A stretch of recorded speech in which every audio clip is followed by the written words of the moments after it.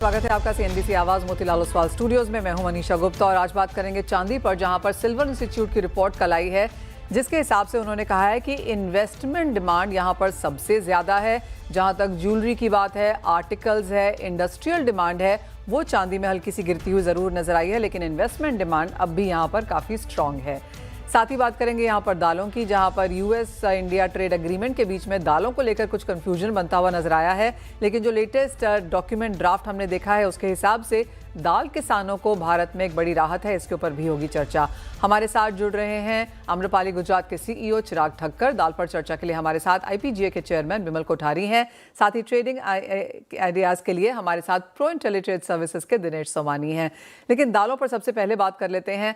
बिमल कोठारी जी, पिछले 4 दिनों में 4 चीजें यहाँ पर चेंज हो चुकी हैं। डॉक्यूमेंट्स में लैंग्वेजेस चेंज हो चुकी है। काफी बड़ा कंफ्यूजन यहाँ पर बनता हुआ नजर आया है कि वेदर और नॉट जो ट्रेड एग्रीमेंट है उसके दरमियान भारत यहाँ पर यूएस से दाल इंपोर्ट करेगा या नहीं।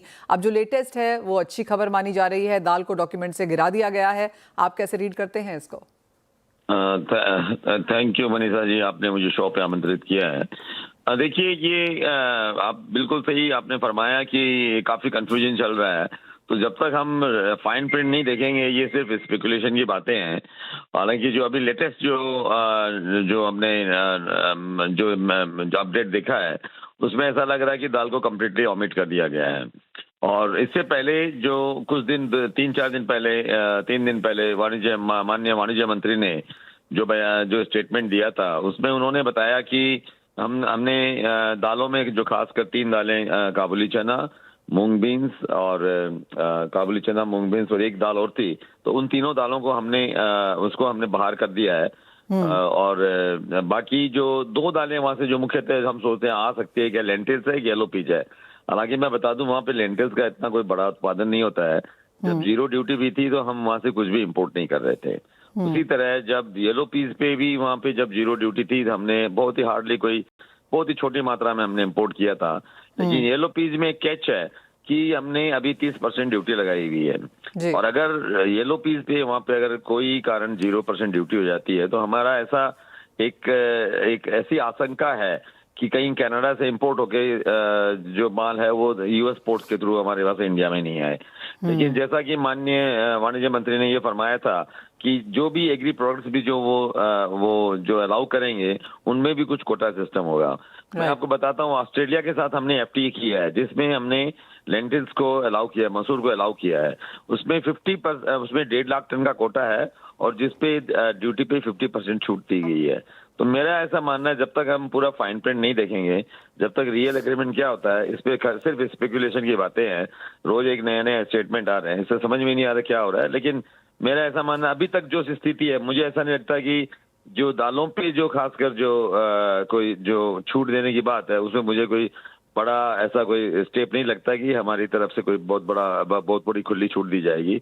ग्रीन पीस में भी कुछ खास नहीं है ना, क्योंकि मैंने शायद बिमल जी ग्रीन पीस भी कहीं कुछ पढ़ा था मैंने, आपको लगता है वो भी कोई बड़ी बात नहीं है? सॉरी, मैंने जो एक दाल का कहा था वो ग्रीन पीस ही था। ग्रीन पीस है, ग्रीन पीस है। ग्रीन पीस के बारे में जो हमारे यहाँ काफी टाइम से बंद है, सरकार ने उसको भी बिल्कुल उसको बाहर निकाल दिया, जो वाणिज्य मंत्री ने स्टेटमेंट दिया, जो आज तक की जो स्थिति है। तो ग्रीन पीस है और काबुली चना है, ये बिल्कुल, और मूंग बीन्स है, ये बिल्कुल अलाउ नहीं किए जाएंगे, ये वाणिज्य मंत्री ने कहा है। और जो येलो पीस है और लेंटिल्स है उसमें अगर किया भी जाएगा तो मुझे लगता है उसमें कुछ जरूर कोटा होगा। और नंबर 1, नंबर 2, वहां से बहुत ही कम मात्रा में जब जैसा मैंने बताया कि जीरो ड्यूटी भी थी तो हमने लेंटिल्स का कोई हार्डली वहां से कोई इम्पोर्ट हुआ। वहां से ग्रीन लेंटिल जरूर इम्पोर्ट होता है, तो वो हमारे यहाँ बिल्कुल उसमें वो उसका इम्पोर्ट जरूर है, क्योंकि जब भी हमारे यहाँ तुअर के दाम बढ़ते हैं तो हम एक अच्छी मात्रा में ग्रीन लेंटिल इम्पोर्ट करते हैं। तो वो एक कमोडिटी है जो ग्रीन लेंटिल आ सकते हैं। हालांकि अभी उसमें 10% ड्यूटी है, इससे मैं नहीं समझता कि इसमें कोई लंबा चौड़ा फर्क, इसमें कोई असर आएगा। तो और ग्रीन लेंटिल हमारे यहाँ पैदा भी नहीं होती है, इससे हमारे कोई किसानों पे इसमें कोई फर्क नहीं पड़ने वाला है। तो इसलिए उसमें मुझे नहीं लगता कि उसमें कोई इश्यू होना चाहिए।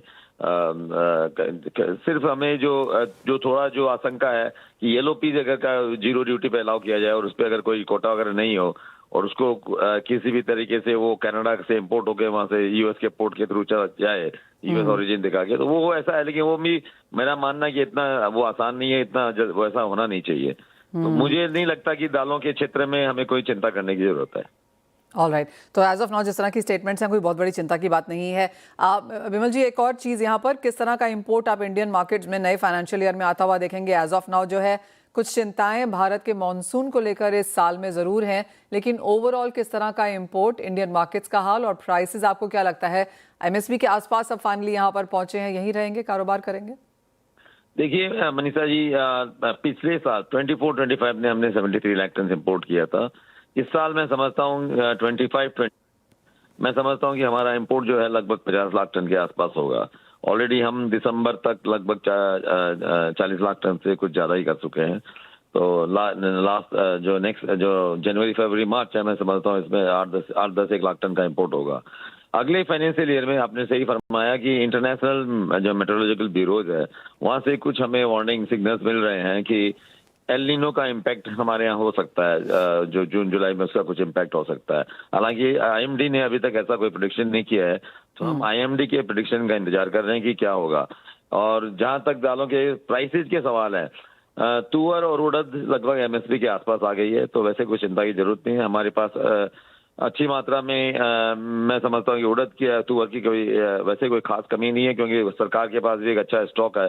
सरकार ने पिछले साल 6.5 लाख टन का प्रोक्योरमेंट किया था, और इस साल भी वो 3.5 लाख टन प्रोक्योरमेंट का उन्होंने भी अनाउंसमेंट किया है। तो और म्यांमार में भी अभी क्रॉप शुरू हो गई है।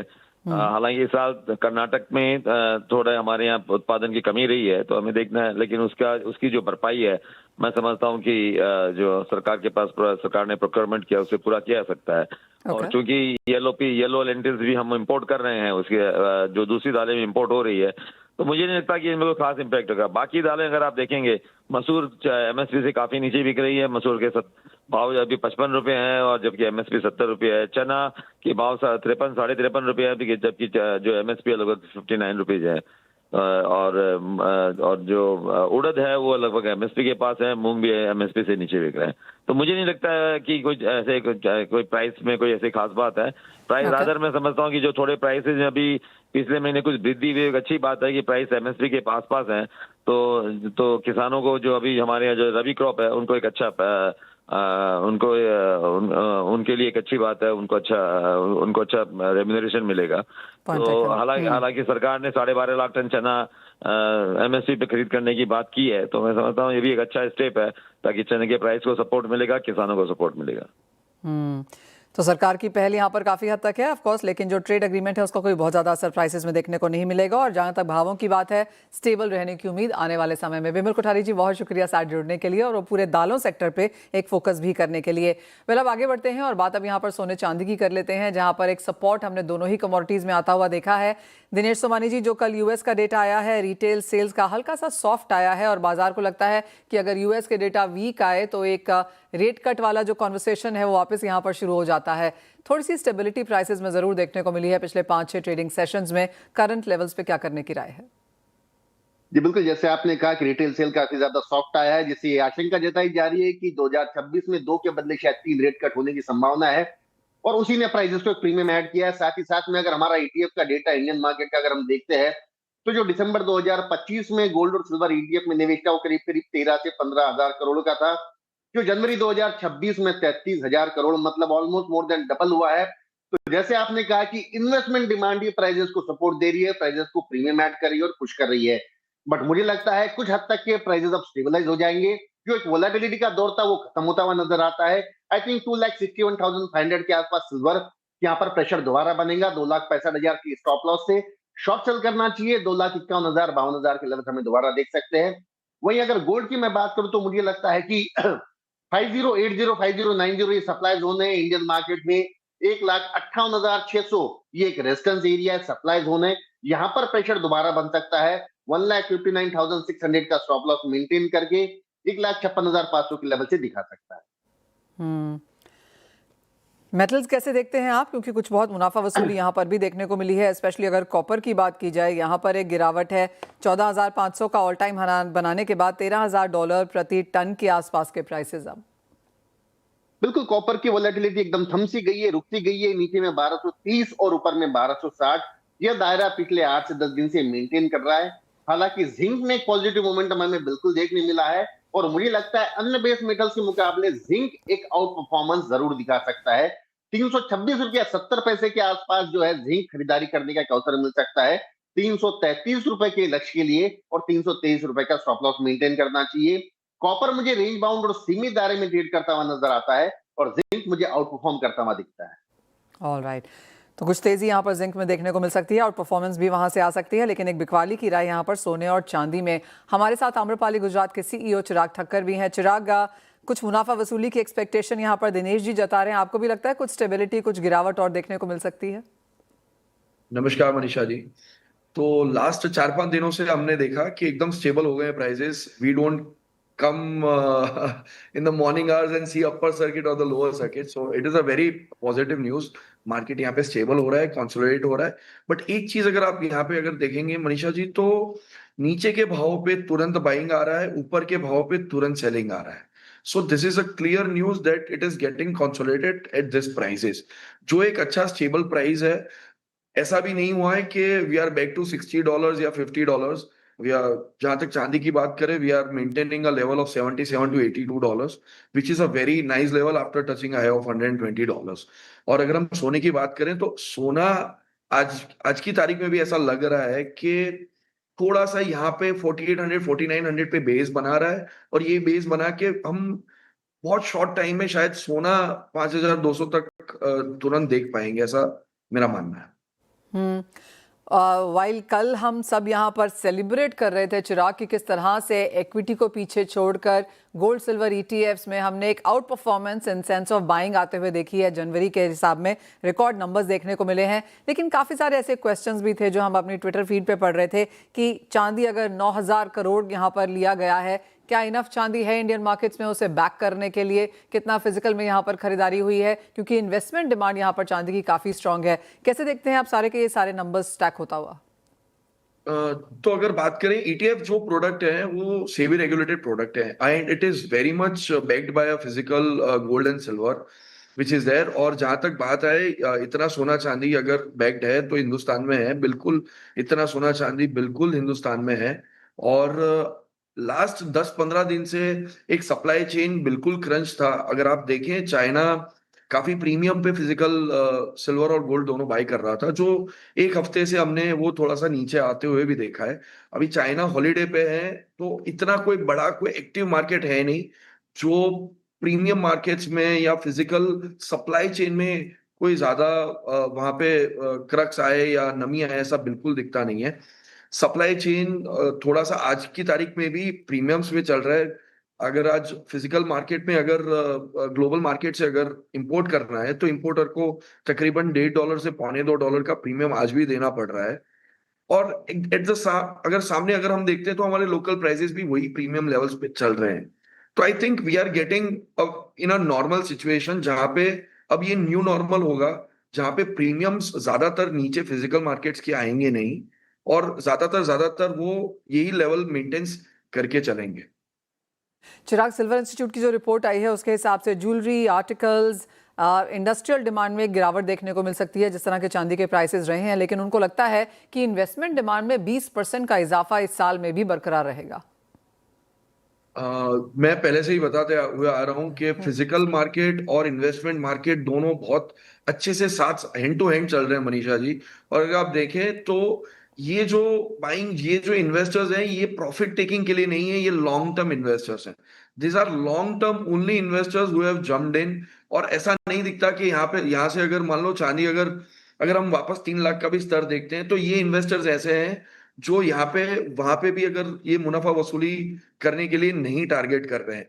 तो ये जो है, ये क्लियरली बताता है कि long term investors are looking at 500,000, 5 lakh तक चांदी देख रहे हैं, और सोने का भाव 1,75,000, 1,90,000 या 2 लाख तक देख रहे हैं। ये लॉन्ग टर्म इन्वेस्टर्स हैं, तो ये वापस कहीं नहीं जाएंगे। और ये डिमांड जब भी डीप्स आएंगे तो ये प्राइस पे डिमांड बढ़ती जाएगी इसकी। राइट। चिराग, एक final word then, last year 2025 में किस तरह का सिल्वर इंपोर्ट हमने इंडिया में अप्रोक्सीमेट आता हुआ देखा है? लास्ट ईयर अगर दिसंबर एंड तक अगर हम देखें, we were at our yearly average of 5,500 to 6,000 tons. And ये प्राइजेस इतने बढ़ने के बावजूद भी ये साल मनीषा जी, मेरा पर्सनल एक्सपेक्टेशन ऐसा है कि will be at least doing 4,000 tons of silver, new silver coming into the market. Alright, तो नए बायर्स हैं और जो बायर्स हैं वो लॉन्ग टर्म इन्वेस्टर्स हैं। लोग चांदी खरीद के बैठे हैं, मार्केट में नहीं आ रही है, मुनाफा वसूली नहीं है, लेकिन जो ज्वेलरी के फॉर्म में, आर्टिकल्स में फॉर्म में चांदी खरीदारी है वो ऑफ कोर्स हमने यहाँ पर गिरते हुए देखी है। चिराग इज ऑलवेज बहुत शुक्रिया साथ जोड़ने के लिए और पूरा मार्केट एनालिसिस हमारे साथ शेयर भी करने के लिए। वेल, ये तो बात हुई मेटल्स की, लेकिन क्रूड ऑयल प्राइसेस आपकी स्क्रीन पर लेके आएंगे दिनेश सोमानी जी। एक तरफ यहाँ पर यूएस और ईरान की बातचीत हो रही है और दूसरी तरफ यूएस यहाँ पर लगातार मिलिट्री जो अपना स्टैंड पॉइंट है या उसका जो और नए शिप्स हमने यहाँ पर आते हुए देखे हैं, तो क्लियरली जो एक्सपोजर है वो यहाँ पर थोड़ा सा चॉपीनेस दे रहा है मार्केट्स को। जी बिल्कुल, जियोपॉलिटिकल सिचुएशन या टेंशन से कहो जो क्रूड के प्राइसेस को निरंतर प्रीमियम ऐड कर रहा है और प्राइसेस को नए स्केल क्रिएट करने की कोशिश कर रहा है। लेकिन टेक्निकली मैं चार्ट पर देखूं तो ये मुझे काफी ज्यादा स्ट्रांग और साउंड नजर आता है। 5200-5300 के लेवल से 6000 के लेवल भी इसने छुए, करेक्टिव फेज लिया है। यहाँ पर 5660 के लेवल्स डाउनसाइड हमें देखिए और फिर दोबारा एक रिकवरी का फेज आ रहा है। आई थिंक 5800-5805 के दरमियान अगर क्रूड एमसीएक्स मिलता है तो वह खरीदारी का एक अवसर बन सकता है। 5940 मुझे लगता है प्रोबेबली इस वीकेंड तक हमें देखने मिल सकता है और 5740 का इसमें स्टॉप लॉस मेंटेन करे तो ओवरऑल जो अप ट्रेंड है ऑन चार्ट्स टेक्निकली ये मुझे साउंड लगता है। साथ ही यहाँ पर अगर एग्रीकल्चर की बात करें तो ऑफ कोर्स जो मेजर हेडलाइंस हैं वो यूएस इंडिया ट्रेड एग्रीमेंट को लेकर हैं, लेकिन इंडियन मार्केट्स में हमने देखा है एक स्ट्रॉन्ग सपोर्ट लगातार बना हुआ है यहाँ पर ज्यादातर कमोडिटीज में।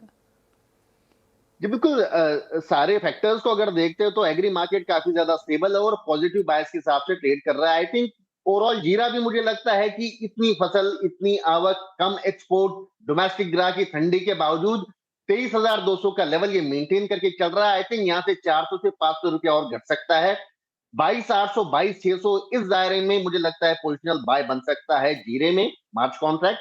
ऊपर में मुझे लगता है ये 26,000 के लेवल्स दिखा सकता है और 21,800 का इसमें स्टॉप लॉस मेंटेन कर सकते हैं। सबसे स्ट्रॉन्ग कोई काउंटर है तो मुझे धनिया नजर आता है। मुझे लगता है 11,100, 11,150 के दरमियान अप्रैल कॉन्ट्रैक्ट धनिया बाय करना चाहिए 11,650 के लक्ष्य के लिए और 10,800 का इसमें स्टॉप लॉस मेंटेन कर सकते हैं। Fair point that. Dinesh ji बहुत शुक्रिया साथ जुड़ने के लिए, एग्री नॉन एग्री दोनों ही कमोडिटीज पर अपनी राय भी रखने के लिए। वाली इसी के साथ एक ब्रेक का समय है, लौटेंगे और लेकर आएंगे बॉन्ड स्ट्रीट। बॉन्ड स्ट्रीट में आपका स्वागत है और अब आपको बता दें कि बाजार में आने वाले जो बॉन्ड इश्यूज हैं जो प्राइवेट प्लेसमेंट मार्केट्स में हैं वो किस तरह के हैं और काफ़ी बड़ी ये एक लिस्ट बनती हुई नजर आ रही है इसी हफ्ते के लिहाज से। नाम में पहले शुरुआत करें तो टाटा कैपिटल हाउसिंग है। ये 750 बिलियन रुपए जुटाने की कोशिश में है और ये 2 ईयर बॉन्ड्स के द्वारा करने की कोशिश है यहाँ पर। साथ ही साथ बजाज फाइनेंस देखें तो यहाँ पर ये ऑलमोस्ट 1000 बिलियन रुपीस जुड़ाना चाहते हैं, 1000 करोड़ रुपए जुड़ाना चाहते हैं। ये भी 2 ईयर बॉन्ड्स के थ्रू है और ये दोनों ही बिड्स यहाँ पर आज के ही दिन में मार्केट में हैं। साथ ही साथ कुछ और भी कंपनीज एक लिस्ट में है। फिनकर्व फाइनेंशियल की बात की जाए तो यहाँ पर इनकी भी कोशिश है करीब 600 मिलियन जुटाने की और ये नवंबर 12, 2027 बॉन्ड्स के द्वारा करना चाहते हैं। अदानी एयरपोर्ट होल्डिंग लिमिटेड यहाँ पर 15 बिलियन जुटाने की कोशिश में है। 3 ईयर बॉन्ड्स के द्वारा ये यहाँ पर कोशिश की जा रही है। साथ ही साथ इस लिस्ट में और बात करें तो यहाँ पर Aptus value housing finance India limited है और इनकी कोशिश है 1 बिलियन जुटाने की जो ये 5 साल के बॉन्ड्स या अवधि के हिसाब से करना चाहते हैं। साथ ही small industries development bank of India है, 80 बिलियन जुटाने की यहाँ पर इनकी कोशिश है और ये 9 अप्रैल 2029 के बॉन्ड्स द्वारा करने की यहाँ पर कोशिश है। लिस्ट में अगर देखें तो national bank for financing infrastructure and development है। यहाँ पर 40 बिलियन जुटाना ये चाहते हैं, 10 साल के बॉन्ड के द्वारा ये करने की कोशिश है। ये सारी की सारी प्राइवेट कंपनीज हैं, प्राइवेट मार्केट प्लेसमेंट्स भी हैं जहाँ पर बॉन्ड, कॉर्पोरेट बॉन्ड के द्वारा आप भी यहाँ पर हिस्सा ले सकते हैं। साथ ही आगे अगर देखें तो लिस्ट में काफ़ी सारे नाम और भी हैं जो इसी हफ्ते में यहाँ पर इशुएंसेस कर रहे हैं। National bond for financing infrastructure and development है जो 40 बिलियन जुटाना चाहते हैं और 10 साल 10 ईयर बॉन्ड के द्वारा ये यहाँ पर इसको करना चाहते हैं। Housing and urban development corporation अगर देखें तो यहाँ पर 15 बिलियन परपेचुअल बॉन्ड्स के द्वारा जुटाने की कोशिश यहाँ पर भी है। पावर फाइनेंस कॉर्पोरेशन लिमिटेड के बोर्ड ने उन्हें अप्रूवल दिया है 40 बिलियन जुटाने का 2 बॉन्ड के जरिए से। साथ ही साथ इमेंसिटी ऑफिस पार्क्स देखा जाए तो 3 मिलियन ये भी जुटाना चाहते हैं। 16 अगस्त 2030 बॉन्ड्स के द्वारा ये इसको करना चाहते हैं। आरईसी लिमिटेड आपकी स्क्रीन पे आना चाहिए क्योंकि ये बड़ा इशुएंस है और बोर्ड ने अप्रूवल दे दिया है। 1.5 ट्रिलियन रुपए ये जुटाना चाहते हैं एनसीडीज के द्वारा। 1 या 2 ट्रांशेज में ये पैसा जुटाने की इनकी कोशिश है। प्रेस्टीज एस्टेट्स आपकी स्क्रीन पर है, 20 बिलियन जुटाने की कोशिश है और एनसीडीज के द्वारा इसे किया जाना चाहिए। जेएसडब्ल्यू स्टील 50 बिलियन जुटाना चाहता है एनसीडीज के द्वारा।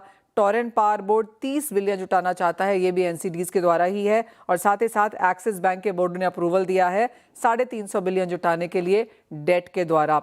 बैंक ऑफ महाराष्ट्र की अच्छी खासी बड़ी नंबर है, 100 बिलियन ये भी जुटाना चाहते हैं। और इंफ्रा बॉन्ड्स FY26 में ये इशुएंस है, ये पैसा जुटाने की इनकी यहाँ पर ये कोशिश है।